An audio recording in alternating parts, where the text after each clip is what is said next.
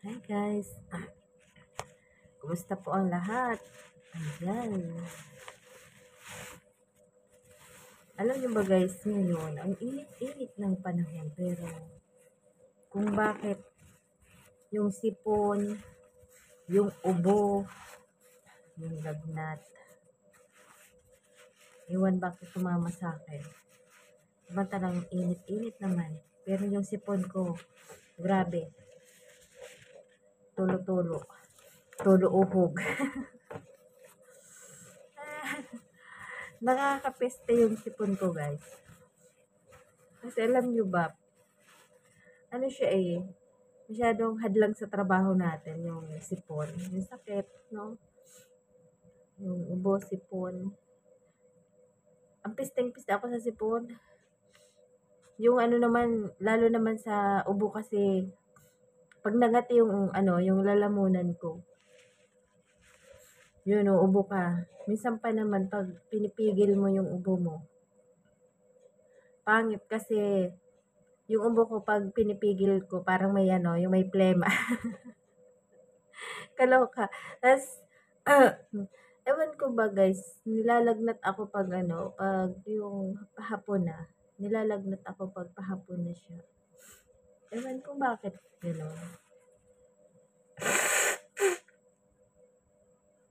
Tapos, yun. Umiinom naman ako ng ng Panadol. Yung ano kong Panadol. Ay, di pala to. Itong isa, ito yung binili kong Panadol doon sa sa Rui. Ang extra. Pero kanina binigyan din ako ni Madam ng Panadol. Ito daw ay all-in-one. Cold and flu.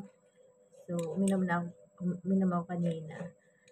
Kasi ang gusto ko mawala yung sipon ko. Dahil nagpipiste ako. Dahil pag yung sipon, masakit din ang ulo. Masakit yung ulo ko. Parang, ay, kumikirot yung ulo ko. Tapos, yun, yung sipon, no, konektado talaga sa ulo natin.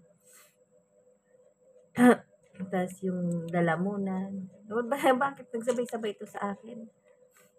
Pero yung lagnat ko, hindi naman siya worst. Kasi, kahit nilalagnat ako, hindi naman ako yung mainit lang yung pakiramdam ko, tsaka parang masyadong patay yung katawan ko. Pero pag ininom ako na siya ng Panadol, nawawala naman na.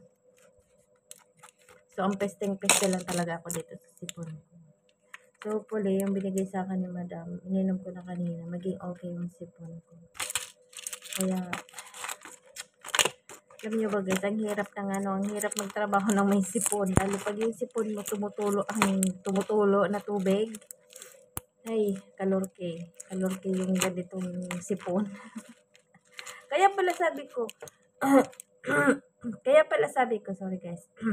Kaya pala sabi ko, nung, parang pang 3 araw na ngayon, yung unang mga araw, yung pananakit ng ulo ko, grabe. Tapos parang binabari na yung ulo ko. Tapos, ang pakiramdam ko noon, basta iba, yung ulo ko laging masakit. Yung pala, yun naman yung sintomas niya na pag sobrang sakit ng ulo, yung pala parang namumuo yung sipon mo, yung lagnat mo, tapos yung yung lalamunan mo. Siguro tinamaan lang talaga ako dahil sa sobrang init ng panahon, Kahit sabihin aircon ang loob, kasi pag nalabas tayo ng bahay, katulad ko kasi lumalabas ako dyan pag nagsasampay ako dahil nagsasampay tayo sa labas ng init-init. So, kaya super na-absorb ng katawan mo yung init ng sa labas. Tapos, yun siguro ang dahilan, Pero, okay lang naman kasi hindi naman siya thanks God kasi hindi naman talaga siya as in malala. Kasi yun lang talaga ang naiinis ako sa sipon ko. Yung sipon ko na nakakapeste. Pag nagtatrabaho ka, nandyan yung dapat like may bit-bit na tissue. Kaya yung yung tissue, naghuhugot ako nito mga ilang piraso, lalagay ko sa bulsa ko. Kasi para pang-abang sa sipon. Kasi kung wala kang tissue, punas-punas ka daw ng ano, may kaloka ang buhay. So, ganun lang talaga guys, no? Pag ikaw, bilang OFW, pag may nararamdaman kang sakit, so kailangan mong gumawa ng paraan para paano siya ma-cure, ano. Ang ginagawa ko, inom lang ako ng maraming tubig, tapos minom din ako ng tubig na may luya sa umaga. Tapos, yun, huwag mahiya magsabi sa mga amo kung ikaw ay nangangamuhan.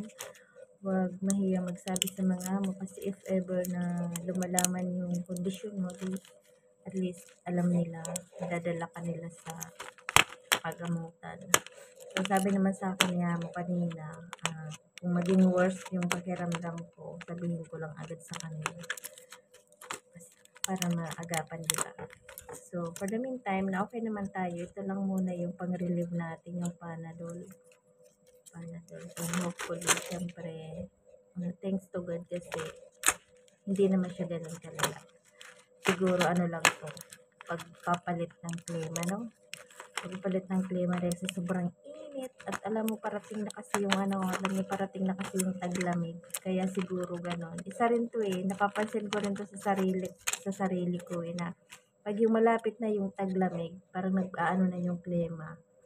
Saka nadadapo sa akin yung yung mga ganitong sakit, mga ubo, sipon, yun.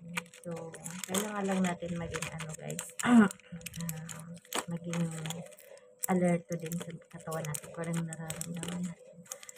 So, yun lang guys, update.